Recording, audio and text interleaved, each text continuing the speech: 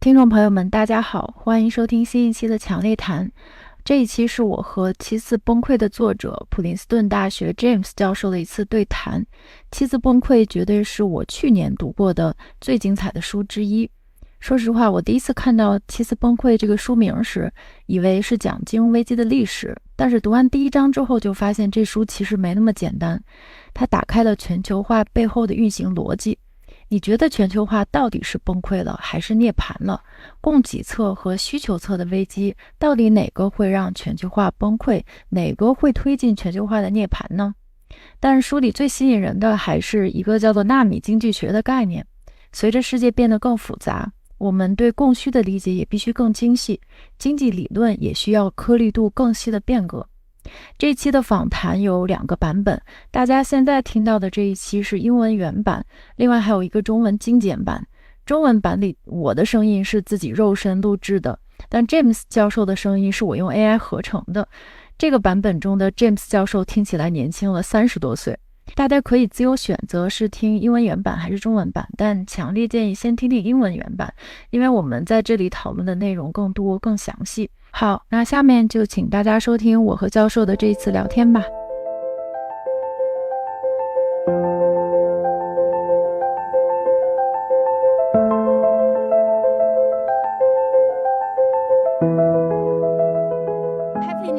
Professor James, and welcome to our podcast. I have to say that your book, 7 Crashes, was a highlight of my reading last year. It's definitely on the top of my reading list. So for our listeners who might be new to Professor James and his work, Professor Harold James is a Cloud and Laura Kelly Professor in European Studies and a Professor of History and International Affairs at Princeton University. We're very happy to have Professor to join us on our podcast today. Also, Professor is the author of the book we're going to discuss today.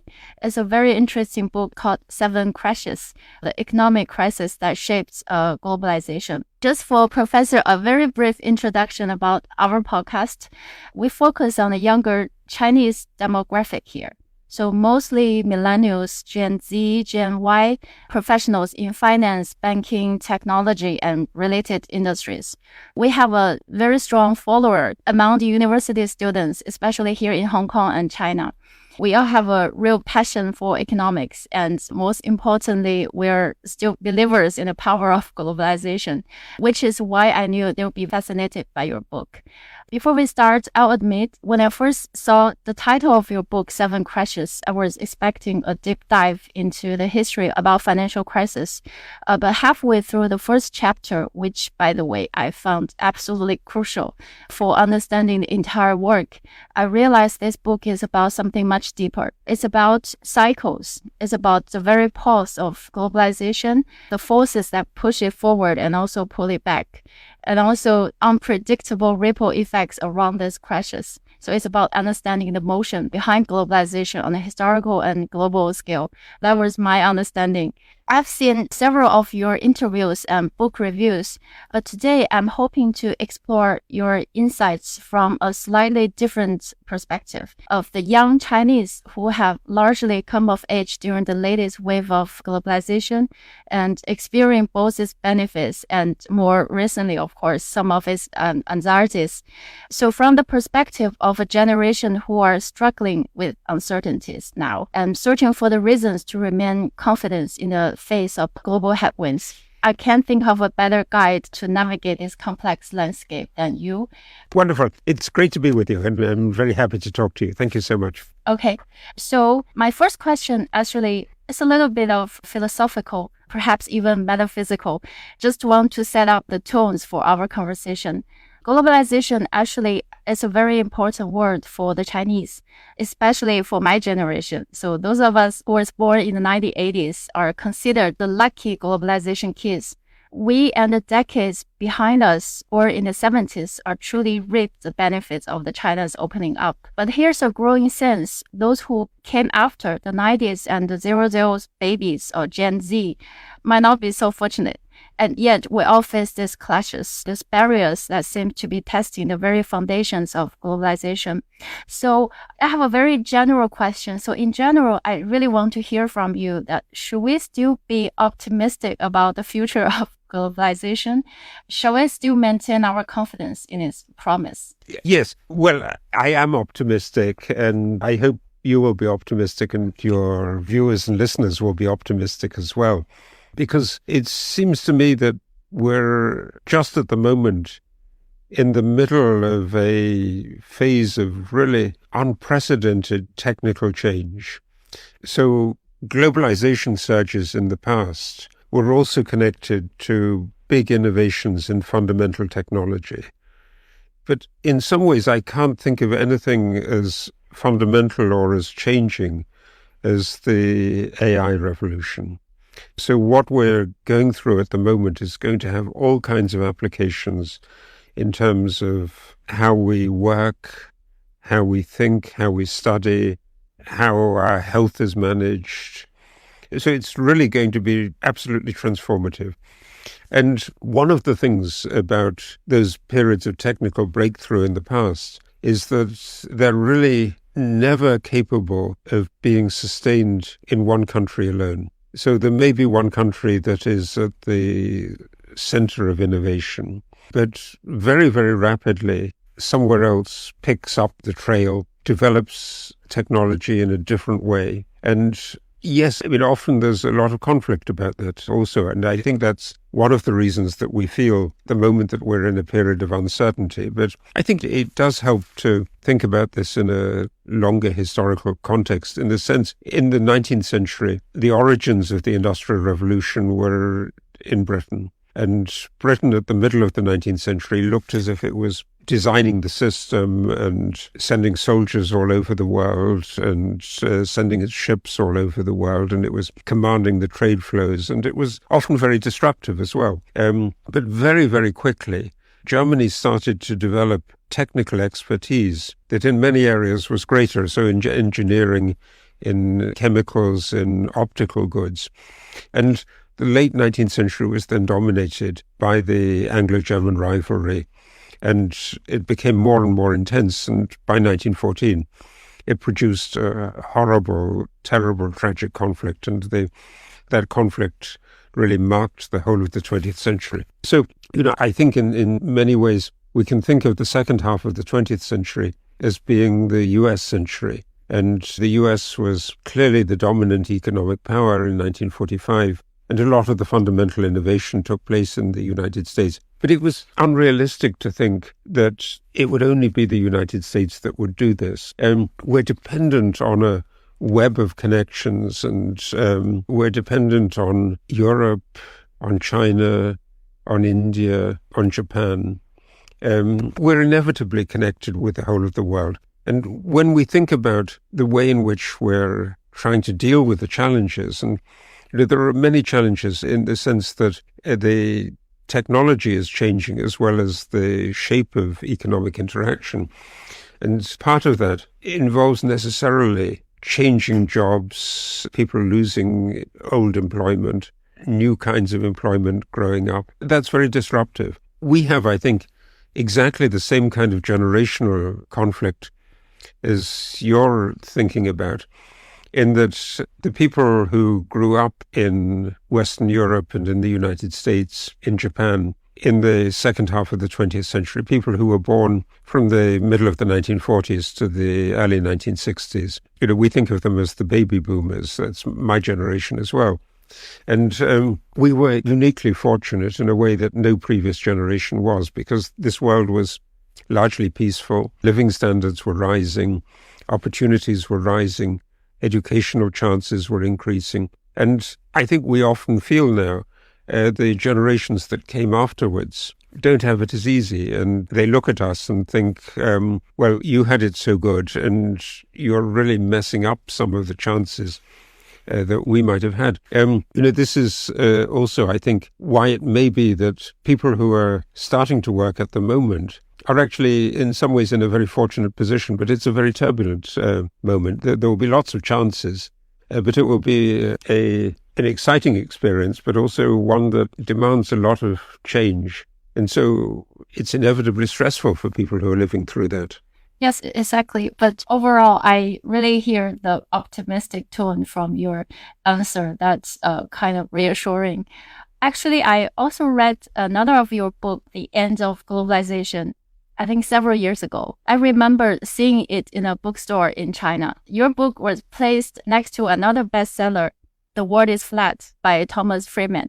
I understand your book wasn't a critic to globalization itself, but rather a cautionary perspective during a time of extreme optimism about globalization. You were highlighting the complexities and potential downsides that perhaps weren't getting enough attention back then.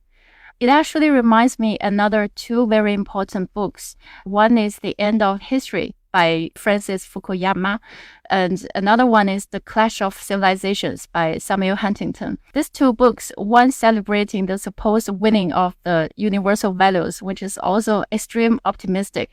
The other one reminding us it was too early to say so. Your book felt like a similar intervention, but focused on the trajectory of globalization. Today, somehow, at least from the popular narratives and the geopolitical trend that we see, it really feels like the end of globalization. I know you were optimistic just now, but currently most of us still feeling that the globalization may end because we hear the talks of COVID as the retribution and the end of free trade, or as Robert Lighthizer puts it in his book title, that no trade is free.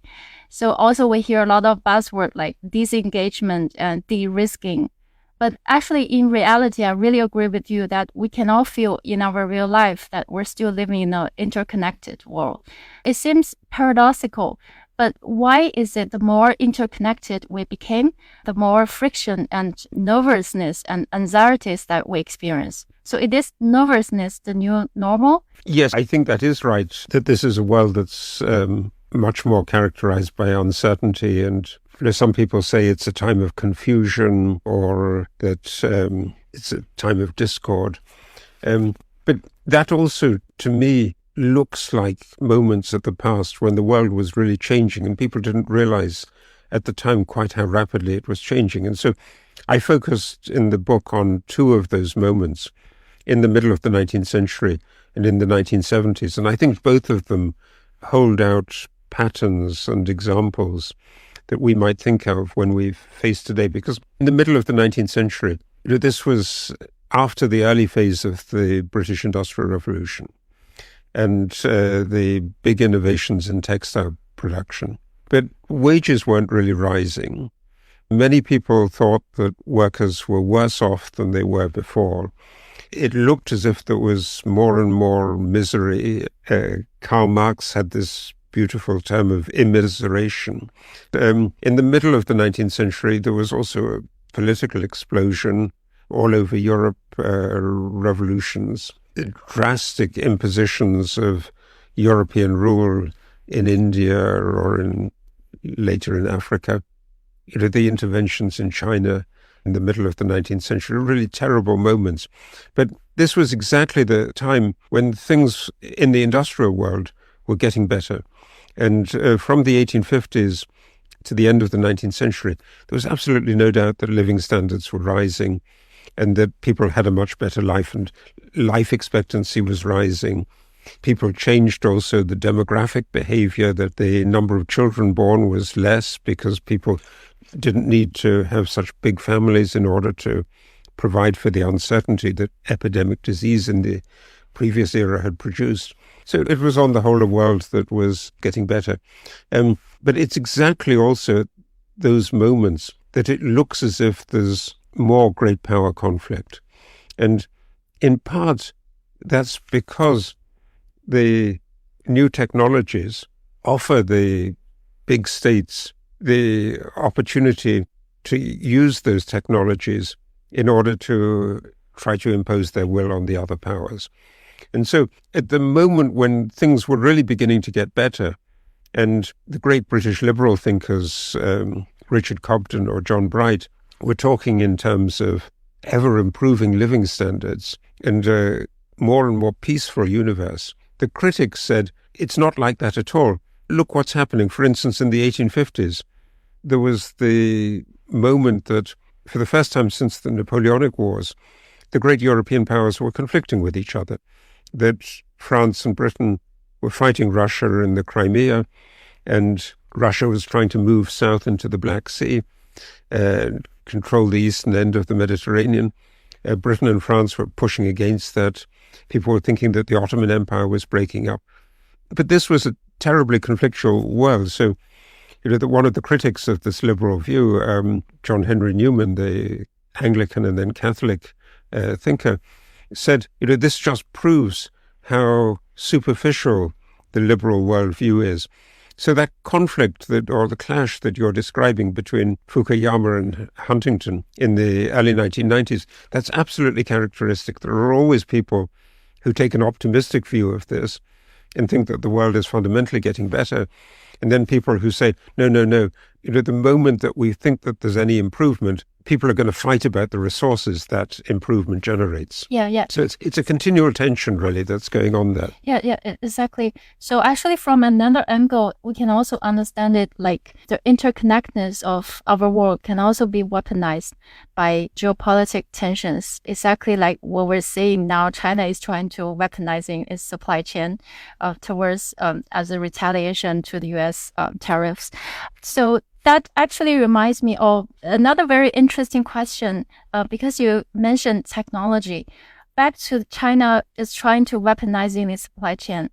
Actually, recently, our former central bank governor, the governor of the People's Bank of China, Mr. Yi Gang, he said something very interesting. I think a couple of days ago in one of his speech that while avoiding retaliation is the best economic strategy for China now, is often politically untenable, meaning that if we don't do anything about retaliation, that may be the best choice economically. But it will never happen because there will be a lot of government thinking otherwise. So actually reading your book, I also noticed a recurring mentions of the government intervention during these 7 crashes. I kind of have a feeling that the more advanced our civilization or technology becomes, the more we see the interference from the non-market factors, especially the visible hands from the governments or the politicians. Just now you mentioned back in England, I remember there's one quote in your book which is very interesting. It's from George Stigler. He said, even if Peel had been a narrow, stupid man, England would have moved towards free trade anyway. So one of your points in the book was to discuss about the influence of the economists on history. But in the old times, it really feels like the market power is stronger and it worked relatively better on itself than now. There's also an old Chinese saying, the heaven is high and the emperor is far away, suggesting in old times, intervention will always be limited in practice. But today, as you mentioned, that the technology getting more and more advanced, I think so are the tools of the government that can use to intervene or interference of the market behavior. So it looks like it's getting easier for the visible hands to mess things around, maybe. Do you think we need to rethink the relationship between the free market and government intervention in the context of the modern globalization?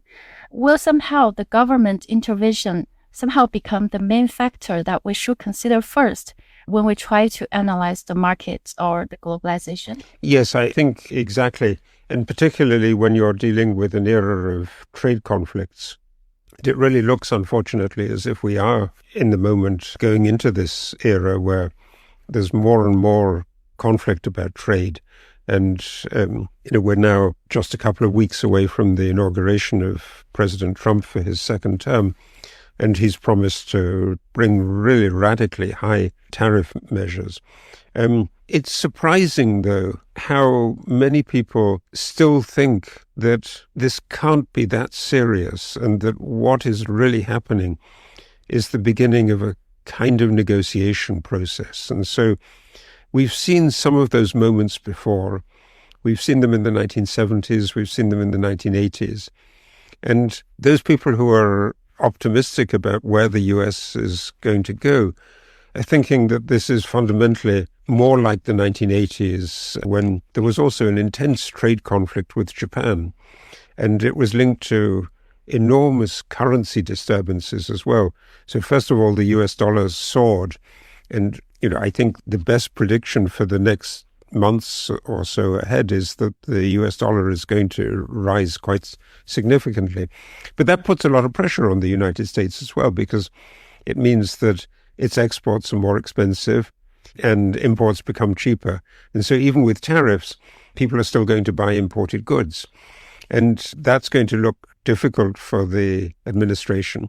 So the argument would be it will be a path something like that of the Reagan administration in the 1980s, where the rise of the US dollar is used as a moment of saying, well, we're going to rethink the international system, and countries are going to agree to some kinds of voluntary export restraint. For instance, that's what Japan did in the middle of the 1980s in 1985. And then we will get a currency agreement.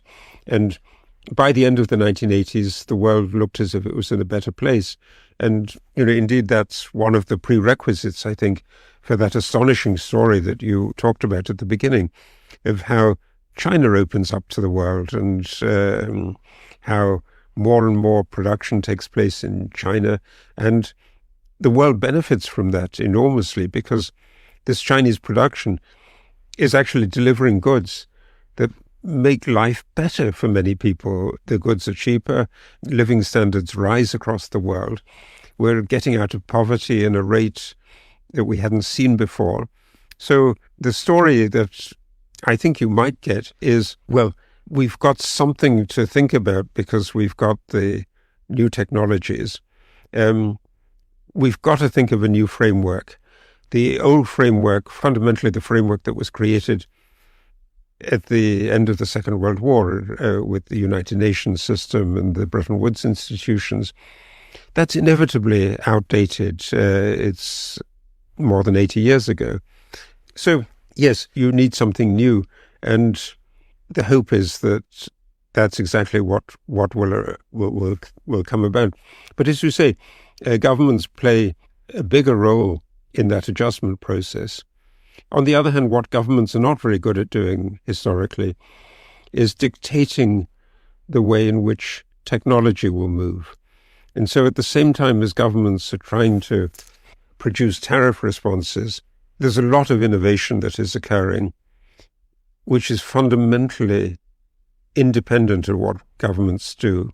And if governments decide there's only one institution that is going to push one particular technology, the chances are that they will get an outdated technology and that they will miss some of the opportunities. And I think you've seen some of the examples of that in Europe, where people are much more pessimistic than they are in either China or the United States. And to some extent, rightly pessimistic, where, for instance, they think in Germany that they needed more semiconductor manufacturing. But then they make a bet on the company whose semiconductor production is not at the cutting edge anymore. So Intel used to be the great producer of semiconductors, and most of us had computers that had little stamps on them, said Intel inside. But the really big steps in innovation that were made to allow the development of AI were not on Intel semiconductors, but on NVIDIA. And so in the end, the German government just had to cancel this project with Intel. And that to me is an example of the way in which a government can't simply make choices about technology without making enormous blunders. And that one to me is one of the most striking of those blunders. So any government, whether it's the US government or the Chinese government, I think is not well advised just to concentrate on the particular industries that have the ear of the government at the moment. And, we're obviously thinking about this very much in the United States because Elon Musk is apparently very close to Donald Trump. But it would be disastrous if the US government were to make its priorities simply the priorities of Mr. Musk. Yes, exactly. That actually is a very interesting point. I'll have following up questions exactly for that. But before that, actually, your answer just now kind of reminds me, leads to the most important purpose, I think, in your book, is that talking about government intervention, that your book addresses the two most recent crises of the 2020s. One is the COVID and another one, the Russian invasion of Ukraine, which supply shock. But there was a tendency to treat this crisis like the 2008 financial crisis, which was definitely a demand shock. The policy response in 2020 in most countries was a significant physical stimulus, which led to a widespread inflation, as we can see. It showed us how dangerous if you misdiagnose the crisis. Actually, this leads to a two-part question. So it also set up the tone for my next questions. So the first question is, what are your thoughts on the potential next clash? If you will write a sequel to your book, what crisis do you think would be the subject of the first chapter? So I'm asking this because currently in China, some people, particularly in Hong Kong and China, they might consider a re-election as the most recent shock. But I'm not sure this will be the turning point or paradigm shift of economic thinking or the trend of globalization, as because I can see from your book, the way that you structure the crashes is also you choose those particular 7 crashes in order to show us how they change the globalization and how they also change the economic thinkings because of those crashes. So my first question is, what might be the next, because since we already mentioned Trump, so what might be the next crashes? And the other part of the question is that how can we better identify the nature of the next crisis to avoid relying on the outdated or ineffective policy response that you mentioned just now again? Yeah, absolutely. I mean, I think those events that you mentioned, the pandemic and then the Russian attack on Ukraine in February 22, those are in a sense linked. And I think what the pandemic did was to highlight the vulnerability to supply shocks, because the pandemic obviously just stopped for some time world trade, and ships were in the wrong position, and we weren't getting the goods that we needed. So at the beginning of the pandemic, everybody needed protective equipment, all kinds of medical equipment, ventilators.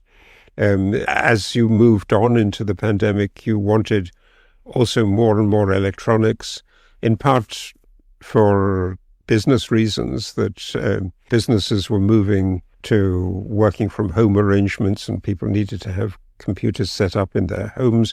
But people also wanted entertainment computers. So there was a tremendous demand for semiconductors. And you could see the effect of shortages, and the shortages were pushing up the prices.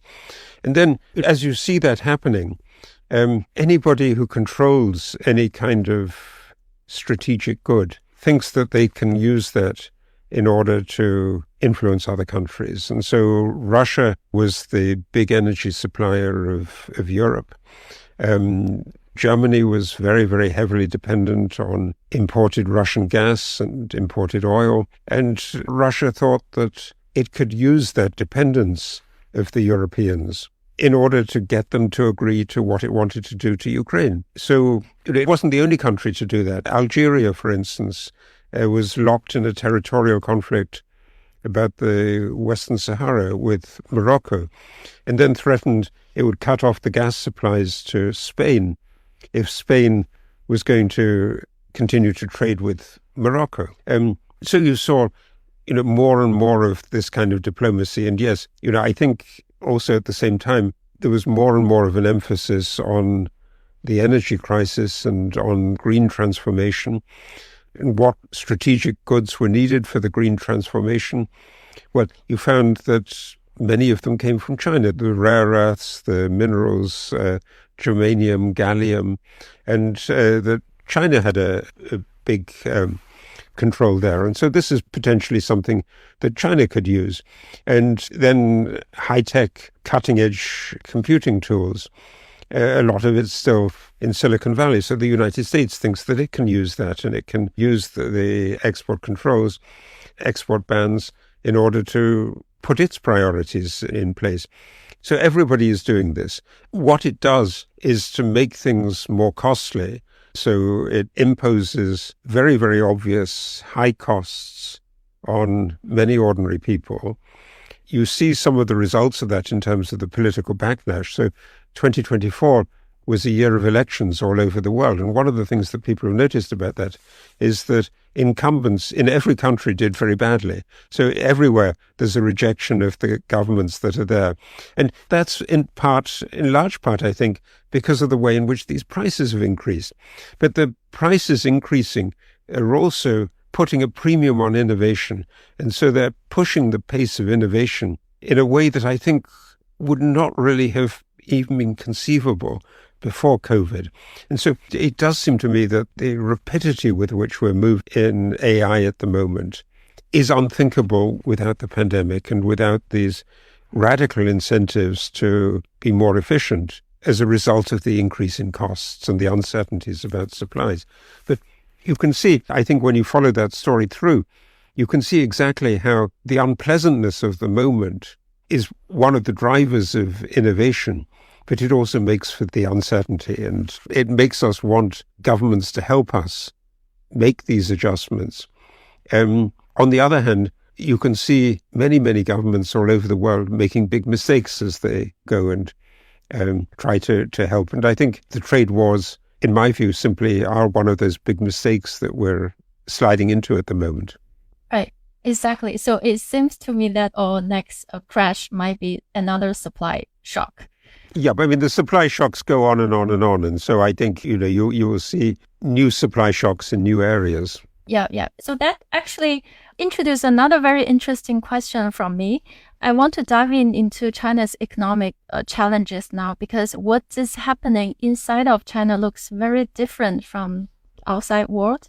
It might be a little bit different. China now seems to be caught in a complex situation. It appears to be facing a domestic version of demand shock.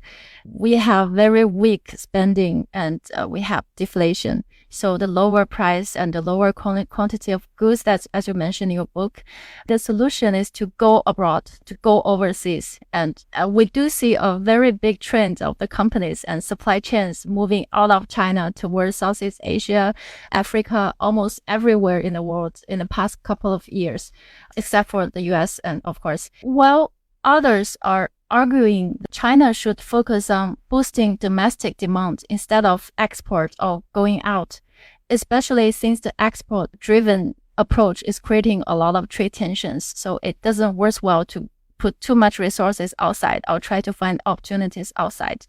Your book points out that the demand shocks typically leads to the protectionism as countries try to compete for limited customers and market, which is exactly what we're seeing now with the acquisition of the Chinese oversupply we discussed just now and the threat of the tariffs that China's cheap goods is flooding the world.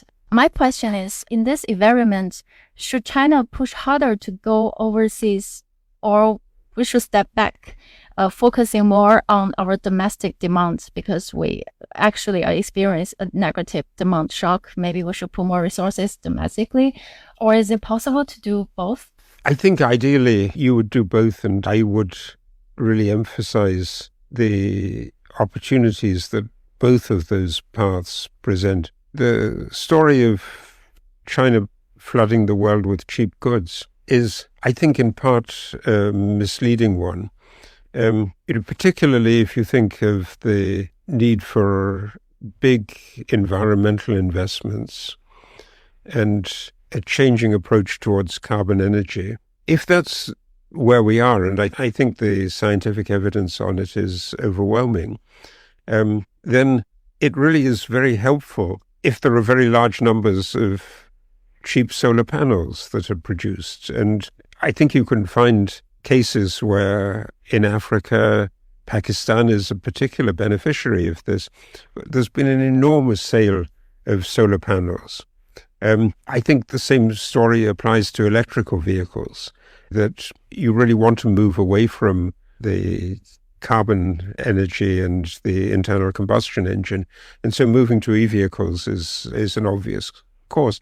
If you want to go on that course, the only way of doing this is to make it cheaper. So you need to have market incentives to do that. So, this is an area where it seems to me that China is going to continue to have a really, really big role as a provider of the key goods for the energy transition. But I think also what you mentioned is, in the second part of your question, is absolutely central, that this is not going to work if Chinese people are not confident about what's going on. And the overinvestment in real estate, the commercial property boom that has really peaked and looks as if it's imploding, those are areas where actually it looks much more like a classic demand problem. And that's, I think, where a combination of government measures, spending measures, fiscal measures, that's the classic answer to demand problems, but also, perhaps also rethinking regulations about internal mobility may well be part of the answer to that problem. Yes, actually, Chinese government now facing a lot of tough choices. We are facing many problems we haven't seen before. So we're trying all kinds of ways to do that.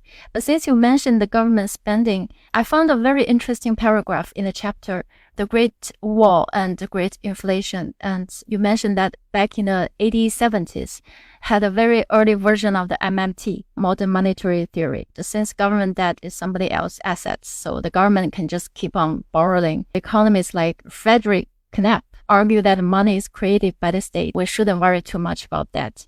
But you pointed out this only works in a completely closed economy. In an open economy, when people can trade your currency for other people's currency, the currency risks a rapid depreciation, just like what happened in Germany after 1919, leading to hyperinflation. So this reminds me of China's current situation.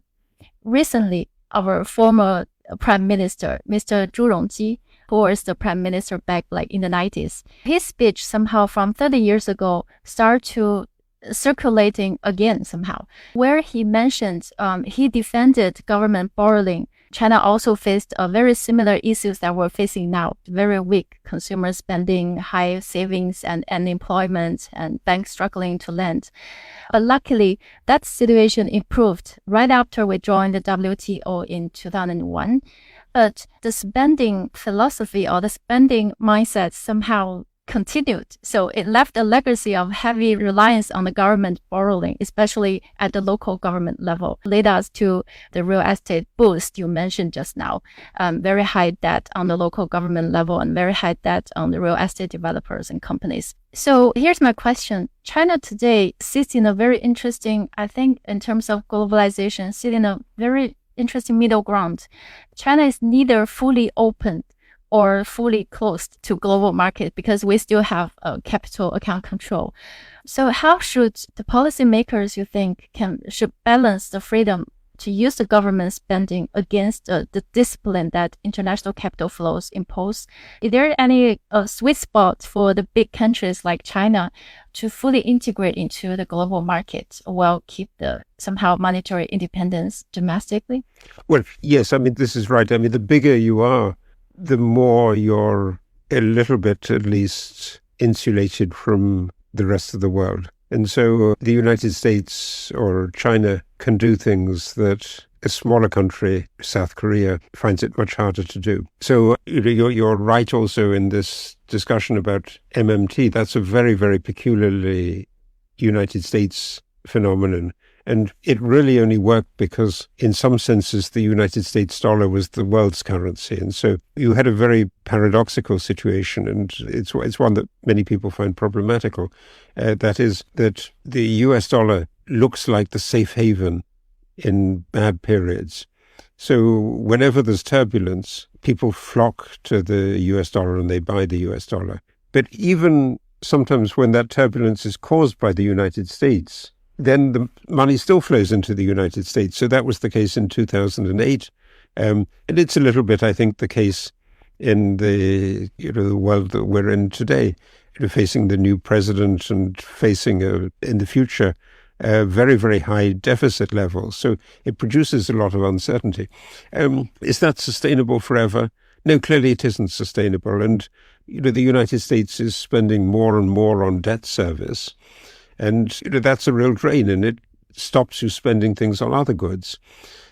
So one of the phenomena that I would expect to see over the next years is a discussion all over the world, in China, in the United States, in Europe, in many, many emerging markets as well, about the high debt levels and thinking of ways in which those debt levels can be reduced or the debt burden can be eased. And the only way, in the end, the debt burden is going to be eased is if there's more rapid growth. So it's really growth that helps you to get out of debt burdens. But in order to grow, you really need to have the economic freedom and the economic choices that allow entrepreneurs to develop the new technology. So that, I think, is really going to be the challenge of finding a way of unleashing growth so that we can get out of the debt burden that otherwise would be impossible and absolutely terrible burden. I mean, you spoke at the beginning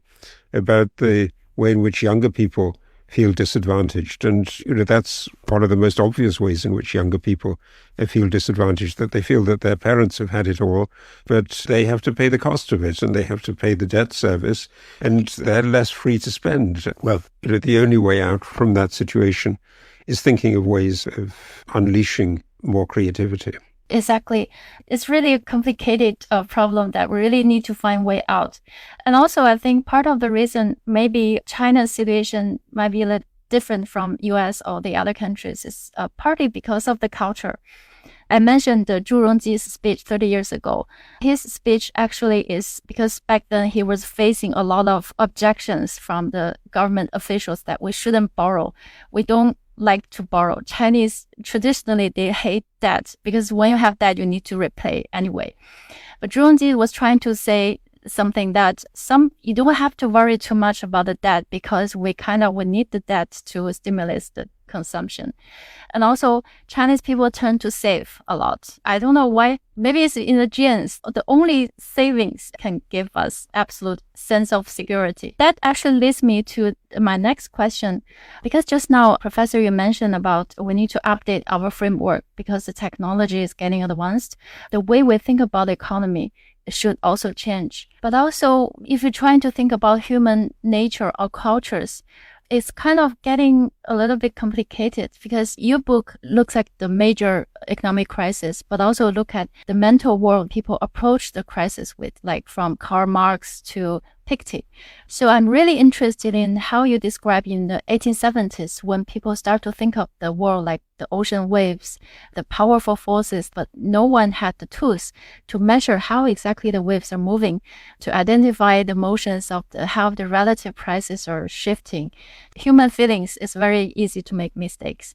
Then you mentioned William Jevons came along and tried to measure these waves using mathematics for the first time. It was information that the relative prices give tells us what the choices are at the margin. So modern economics, if people think the economics are getting closer to science, I think it must be started from him. This leads to a bigger question connecting to the culture of human behavior that I mentioned just now. Economists, from relying on the feelings and intuitions to use data and mathematical models to now we start to use AIs, we have even more sophisticated tools. But your book also highlights, especially in the circumstances of supply shock that we also discussed just now, that we now are able to emphasize on the micro adjustment of the data-driven approaches instead of just using the outdated large picture approach. So now we can really let the data speak. However, I still remember the 2008 subprime crisis. It showed us a danger. The banks trusted their mathematical models too much, trust the technology somehow, analytical technology too much, and ignored human factors like greed and panics. And so their models said extreme events were nearly impossible, but yet they happened anyway.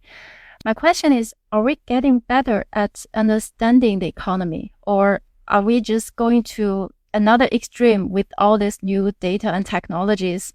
And how can we balance the power of new technology like AI and big data analytical tools with the importance of understanding human behavior, human natures in economy? Yep, it's a very, very difficult question. And you're absolutely right about your retrospective diagnosis of 2008, that there was too much of a belief that big institutions, big financial institutions, big banks, could use their own risk models to work out what kind of risks they face. And they didn't really take into account the possibility of simultaneous actions breeding a contagion from one institution to another, exactly that kind of wave-like motion that I found so fascinating about the view of the world in the middle of the 19th century. There were these waves, and, if you're riding a wave, you think that everything is going right, and then suddenly the wave crashes and the world is collapsing. So one of the ways in which the AI revolution is really, I think, transformative is that in the old world, when you had kind of model of innovation, you thought, well, somebody is experimenting and they have a hunch that something is going in the right direction and they do that. What AI does is to just run through so many millions of different cases. They pick out coincidences from data that seem revealing. And so in that way, they can, for instance, discover medical properties of particular chemicals or particular plants that had escaped everybody else, and nobody really realizes how they work. But what the AI has established by just looking at the enormous amount of data is there's a predictable correspondence there, and that's something that can be built on.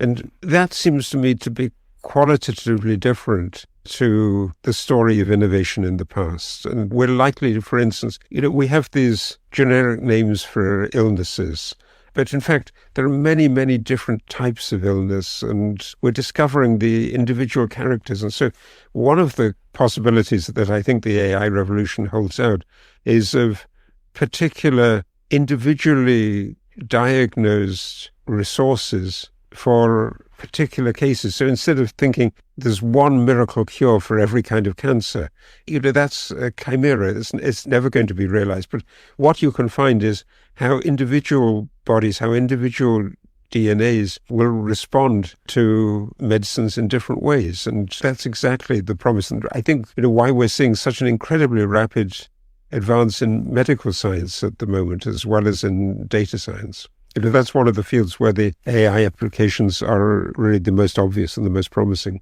So I wonder, how can AI be used in economics framework? Because just like you said, actually also what you mentioned in your previous answers, which also actually is one of the topics myself was very interested in. I'm trying to study is, can AI or deep learning really upgrade economics theories or economic thinking, that maybe somehow can we really use the AI or deep learning to quantify human behavior? Because human behavior is usually essence of the economics, but somehow is very much related to the models. That leads to my next question. Actually, the most interesting part that I enjoy the most in your book is about the nanotechnology and nanoeconomics. As the world is becoming more interconnected and complex, our understanding of supply and demand must also become more detailed, instead of still focusing on the aggregate supply or aggregate demand, that as we all learned in the economic 101.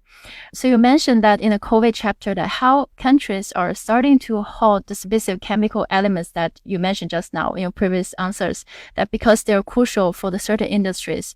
I remember listening to a BBC podcast during COVID. It was a show about the periodic table, trying to explain how each tiny elements of the chemicals are connected to what kind of industry and may impact what kind of parts of the economic, especially during the lockdown period. That show was very interesting. They kind of explain each elements of the chemicals on the table. I think the podcasts were definitely enlightened by the crisis. You suggest that we can't use one-size-fits-all theories anymore. We need to get more nano in our thinking. This really struck me because that's exactly what we're seeing in China right now. We see some of the sectors or some of the entrepreneurs, some of the business that are super confident and thriving, which we call the three big new, like factors that lead entire countries going forward. We also see some other sectors, other industries, other business that lost all the motivation. They just want to lay flat, don't want to do anything. They lost all the motivations. The same country, so many different stories like going on now. You point out that government and business needs to start paying attention to these finer details to really understand, address the challenges of globalization and even your domestic challenges. My question is, if we accept this shift towards nano-economics is really a trend, is it also necessary for us to have a shift in our understanding of the economic theory as a whole and also the participants of the economic theory? Because traditionally we think of, when we try to analyze the economic framework, we think of business sector, consumers, and government. Those are like all big three sectors. But with this granularity, could we consider individual elements that even more detailed in our economic analysis, like how each people influence the market and policies based on the demand? Is it possible, or is it the way that we're going? Or is economics and globalization or international economics or even policy making also need an update based on this? Yeah, absolutely. I mean, I think you presented the theme very beautifully. That is the kind of old-fashioned story of thinking, well, we're in a bit of a dip at the moment, so we just need to boost aggregate demand, and it doesn't matter what you consume. Anything is good because anything will create more employment. And, we're now in a world, we're very conscious about the environmental costs of something. We're conscious about wasting resources. So, just producing stuff for the sake of producing stuff is, I think, the way of increased costs, higher debt as well, going back to our previous thought, and poorer outcomes in the long run. Whereas the key technique is really to think of ways in which people can get what is really needed for them, what is useful for them, which enhances their lives, which makes them more interactive and opens up their social world. All these things are, I think, part of the vision of what a nano-economics of the future would look like.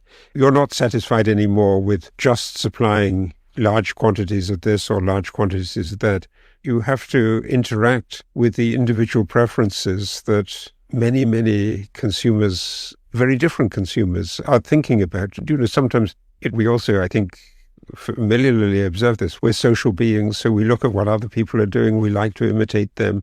And thinking about how to nudge those choices in the right direction so that, the cumulative outcome of those interactions is beneficial rather than simply costly or wasting large amounts of resources. That, I think, is the key question. Yeah, exactly. And I think that will be my PhD research proposal for my future PhD. Yeah, that's just a terrific theme. That's exactly what we should be thinking about. Yeah. So here comes my last question, which is also the topic that I'm very interested in. Your book actually ends on a very, I think, optimistic note about globalization.